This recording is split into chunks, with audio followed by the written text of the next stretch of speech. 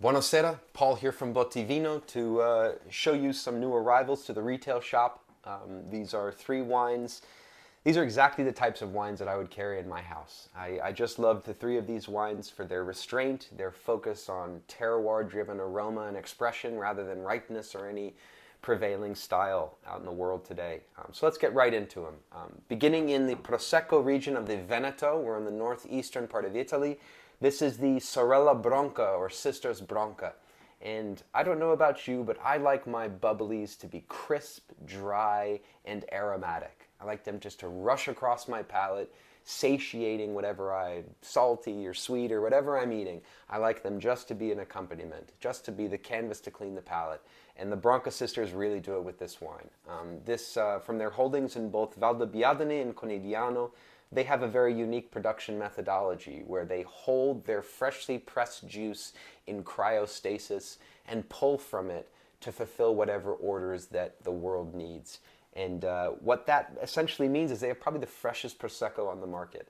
But for me, in the glass, this is a bright, crisp, dry style. Not quite as dry as a French Blanc de Blanc from Champagne, difference in climate and soils, but we are getting damn close, and this is damn good juice too. So Sorella Bronco Prosecco, extra brut.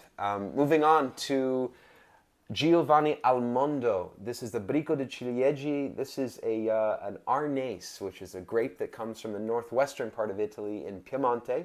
If you're standing in Barolo or Barbaresco, you have a river in front of you called the Tanaro River. Just across that river is a little collection of villages known as the Roero. And Nebbiolo is grown there to some acclaim, but Arneis is really the grape. And to me, Giovanni Almondo's Bricco di Ciliegie is one of the great whites of Italy. It's due to the particular vineyard that this is grown on. It's grown at the top of a hillside vineyard that was a former cherry orchard and has an uncommon amount of limestone deposit in the soils, giving this wine lots of lift, lots of aroma and dimension. So being a little bit less orchard driven like some other Arneis that I've come across, this one is crisp and clean and very unique in this great mix of peachy and minerality. And I love this wine. Very special juice. And finishing out with, in the southern part of the Classico, in Chianti Classico, the village of Castelnuovo Beradegna, we have Castalon Villa. This producer here is a former Greek princess turned winemaker after her husband passed away many years ago.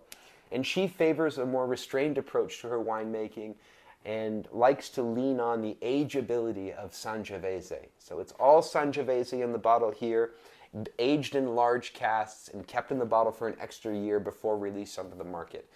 Making for more restrained Chianti Classico with some backbone, heading just above medium-bodied, really, really beautiful fruits, and nice mix of a balance of aroma and earthiness. And these are my three picks. Sorella Bronca, Roero Arneis from Giovanni Almondo, and Castalon Villa Chianti Classico. Enjoy.